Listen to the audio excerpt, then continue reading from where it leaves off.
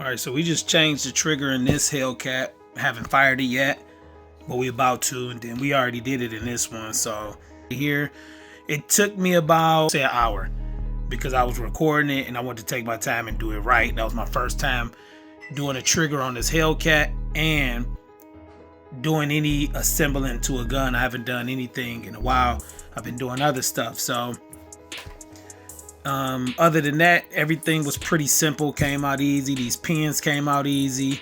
I was able to heat this grip up and get it back to sticking. Unfired function test, everything seems to be working right.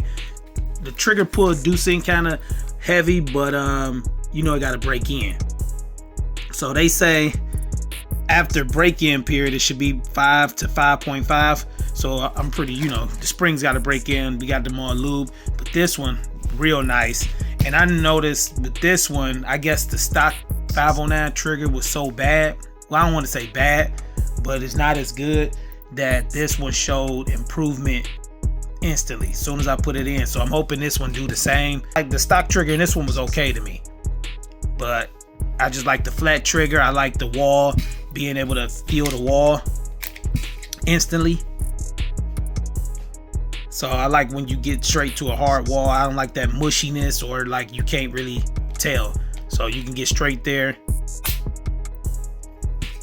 Then you can see the reset right here. So not too bad. I would have seen it better if I would have held it. But this one definitely broken in. They feel kind of about the same. Nah, this one is a little, you can tell this one broken in. Plus we got a lot more rounds on this one. But this one, I know a lot of people complained about, which pin was it? It might have been one of these pins, but this one was cool. Because you got to take out this pin, and this pin back here. But I don't know if I did a video on that. Or if I did do a video on that, YouTube been got rid of that. So it is videos on these, putting these in. And it's from the company Apex. They got their own videos and stuff like that. So I did a little bit for my own purposes, just in case I forgot something or I need to go back. But my video will be super edited, you know, because they don't, for me, I can't really upload videos like that. I already deleted about 1,000 and something videos like last year when I kept getting all these channel strikes. So I don't really do any install videos or stuff like that no more. So yeah, on theirs they got it. Look like they're a little different color too.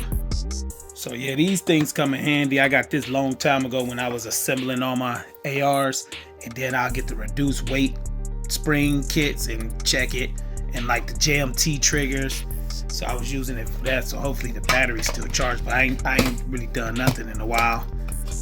But and I'm probably gonna need, well, yeah, I can set it up. I got my tripod. I'm gonna try to set it up, the camera up real quick. All right, so the tools for this install, you need one of these hammers right here. I think I got this from Harbor Freight. They come with some, you know, different pieces so you don't scratch the gun up, and a couple punches, Amazon or Harbor Freight, whatever. They're pretty cheap. Roll of tape, because when you hammering these screws out, punching them out, you need something. You can't be flat on this and then they hitting this.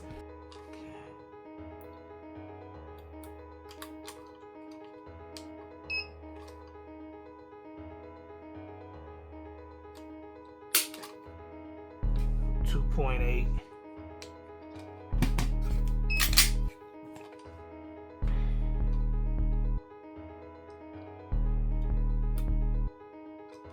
Yeah, when you do that, you gotta definitely get one pull, because if you start moving around, it don't reset.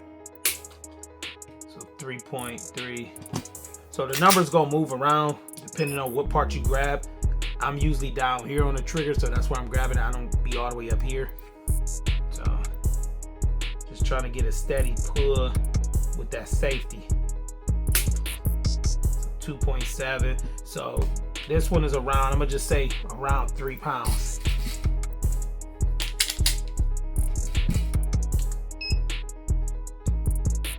And I didn't have no problems with the stock trigger on here. It felt pretty good to me. This one felt it was pretty heavy for the stock trigger, and I seen a big difference as soon as I changed that one. So I hope this one got the same effect.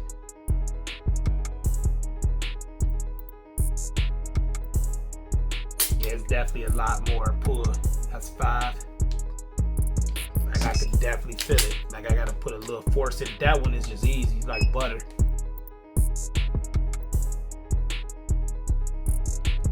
Once you get to that wall, yeah. So hopefully it dropped down a little more. It dropped down a little more to the 3s, 4s.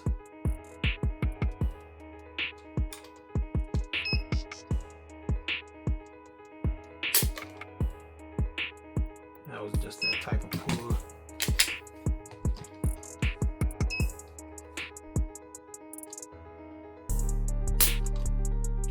Yeah, so I'm gonna just say about 5 something. It depends on that push. But yeah, so we about to take this out soon. Run it. I'm not gonna carry it until I run it. Do a couple 100 rounds through it. And you know, different variety of ammo. Make sure everything good. And then we're gonna bring this one too, just to compare side by side.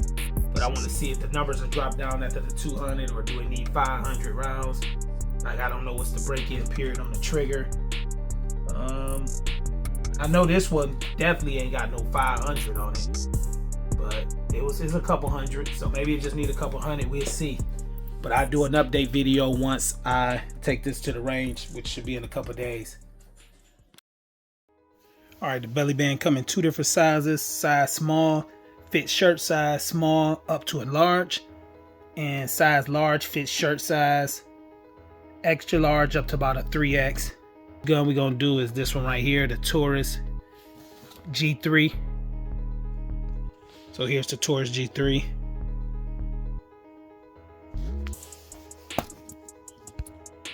FNS 40C.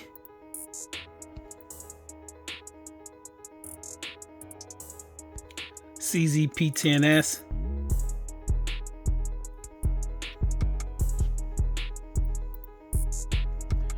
Remington R9. This is a big gun right here, pretty full size. FN 57.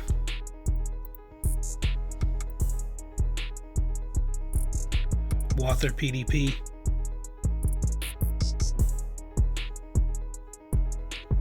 Taurus G2C. Glock 19. MC9 Garçon. Taurus 24/7 G2.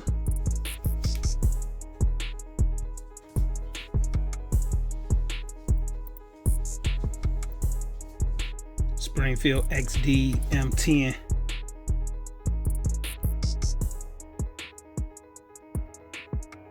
All right, so what I will say about these, a gun with some sights this huge, you might get a little snag depending on which way you pull this out. So I probably wouldn't do nothing with some sights that big. I wouldn't do it. So what is this? SIG M17.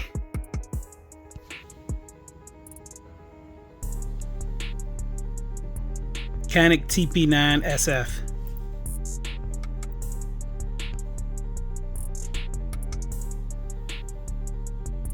Smith & Wesson Chief Special.